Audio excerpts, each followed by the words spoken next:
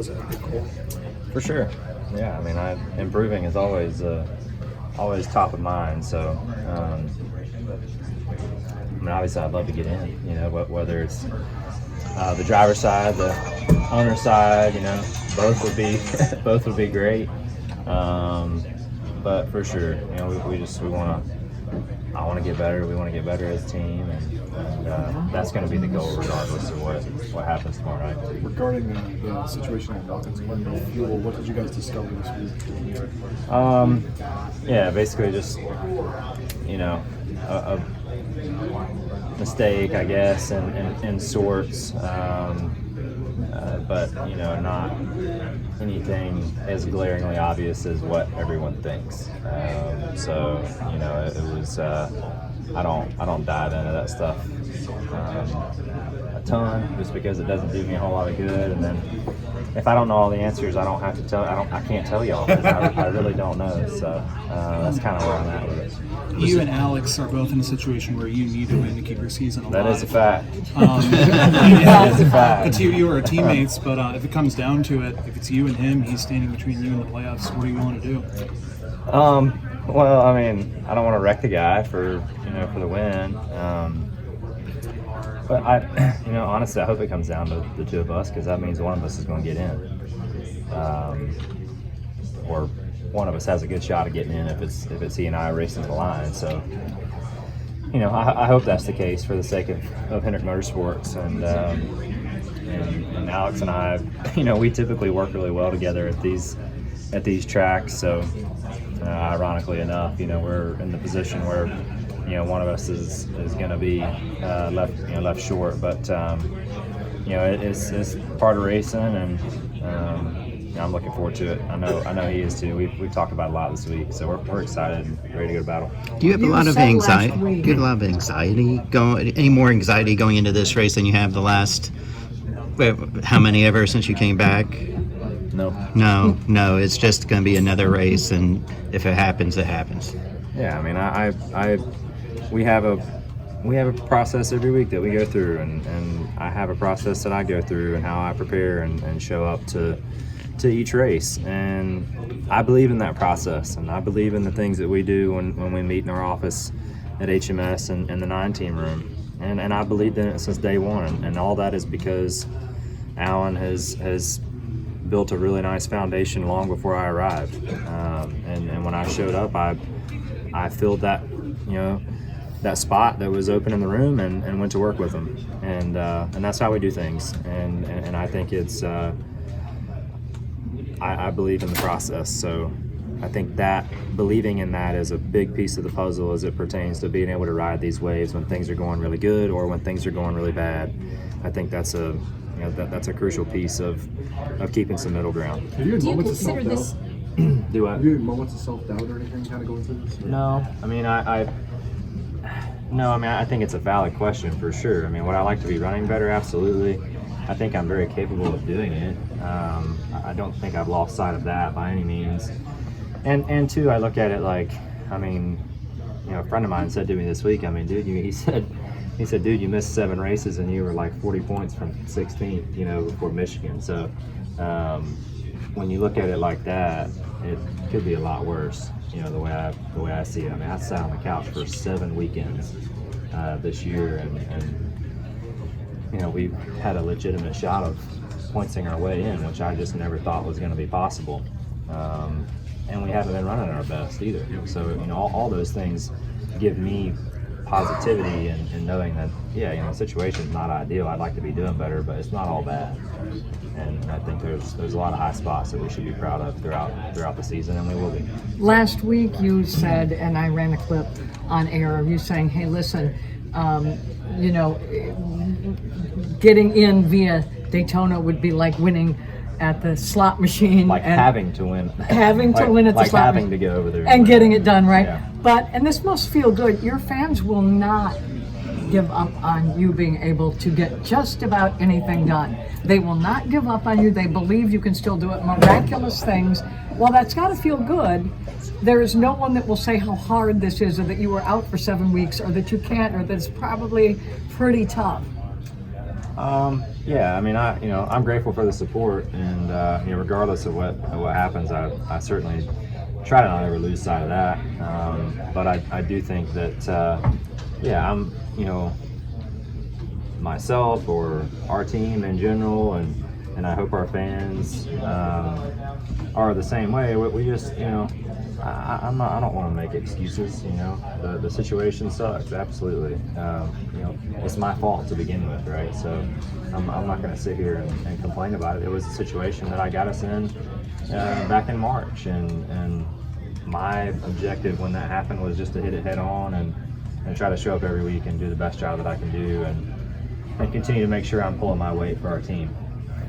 Outside of that, what good is me focusing on anything other than that doing? In my opinion, it's not. So I've just tried to keep my eyes focused on those items. And granted, we haven't got to victory lane to this point. I'm still proud of the work that we put in, and I think there's better days ahead. Do you feel like being at Daytona gives you, sorry, being at Daytona, that this is at least a place where you feel like you do have a good chance as anybody else to race your way in because of the style of racing here? Yeah, I mean, look, and I felt this way for years as it pertained to just speedway races in general. Are they the most fun thing in the world for us? No, probably not. But somebody's going to win.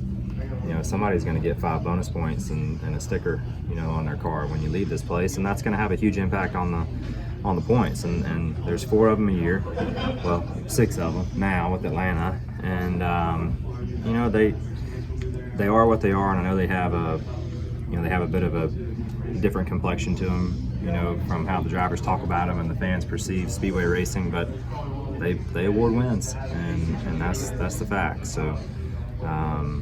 I think we have as good a shot as anybody does here tomorrow. Just hoping you're hanging around there at the end of the race and have all the fenders on it to have a shot. How aware are you of the owner's point situation, regardless of how tomorrow plays out too? Yeah, I'm aware of it for sure. I think we got a couple handful of points on the 23, and so would be nice to get something in the show for sure. So it would be even better to get both, to get in on the driver's side and the owner's side. But certainly would like to be a part of the 16 in any shape that we can. So would love to would love to get in, and I think it's very, very achievable on both fronts. We just got to have some stuff go our way. Well, whenever a driver runs out of gas, the crew chief is going to get at least some of the public criticism. I'm curious if you've seen any of that of Alan, and do you think? I mean, do you have to do anything to boost Alan up, or is you and him so confident in each other that that's not necessary? That's not something he and I worry about. He doesn't worry about social media, and I don't either. So, we have a lot of trust in one another and the job that we do. I think a lot of him. I think he's a great dude. He's a great crew chief, and I don't really care what anybody says about that, because I work with him every week, and no one else does. So it's kind of unfair really for anybody to feel like they have a good hold on what our team sees and the things we talk about every week and the things that we go to work on together. And I'm really proud of that. And we've been working together for about 8 years now. So I'm not worried about him. Alan, I talked to crew chief Chris Gabehart this week, and he really defended your crew chief and your operation. He said drivers might say they know a lot about the fuel mileage, or they would say question the flipping of the switch, but he said drivers don't figure out this and that. He went through all the technical stuff, and he said that's a smart operation. He said everybody in the garage is now looking to see what they were doing. Now, I don't expect you to talk about it, but do they tell you, like afterwards, do they fill you in on, here's what we were working on, or do you not, as a driver, do you know? No, I mean, I have a decent idea of what went on, but it's really better that we don't know, to be honest. And I don't really think it was anything to trick or anything like that. It was just an unfortunate error that was bad timing more than anything. But it wasn't as obvious as I would say the average watcher would think it was. Does qualifying matter so much here for this race? I'm just looking at the scoreboard right now and everything. I mean, do you still? I mean, for years everyone would say it really doesn't. We can do different things. Is that kind of your approach to this, or what were your thoughts on qualifying? I still don't think it matters a whole lot.